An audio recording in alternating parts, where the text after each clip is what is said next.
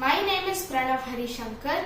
I am in mid-junior shloka recitation from India and I am going to chant Meenakshi Pancharatnam.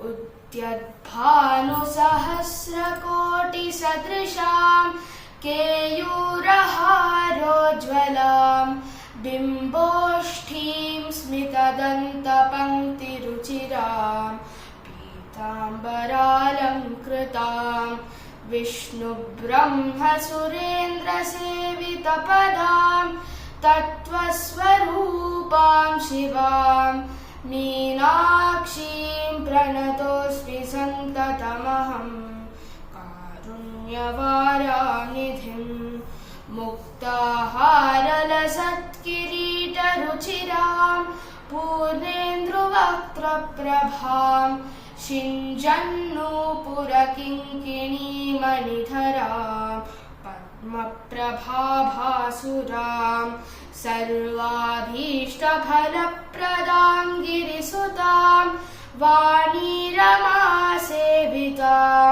मीनाक्षीं प्रणतोऽस्मि सन्ततमहं कारुण्यवारानिधिं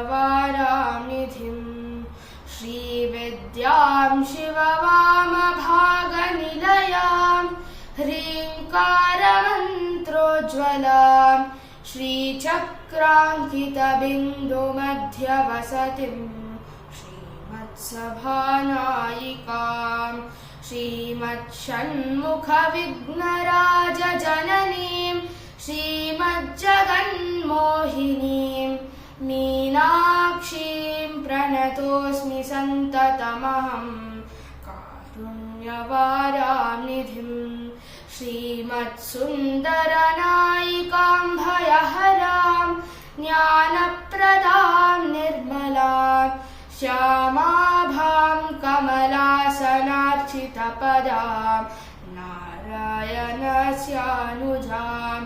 वीणावेणुमृदङ्गवाद्यरसिकां नानाविधामम्बिकां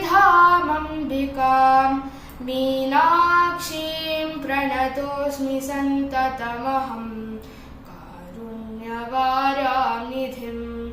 नानायोगिमुनीन्द्रहृत्सु वसतिं नानार्थसिद्धिप्रदां नानापुष्पविराजितां ह्रियुगलां नारायणेनार्चितां नादब्रह्ममयीं परात्परतरां नानार्थतत्त्वात्मिकां मीनाक्षीं प्रणतोऽस्मि सन्ततमहं कारुण्यवारानिधिं. Thank you.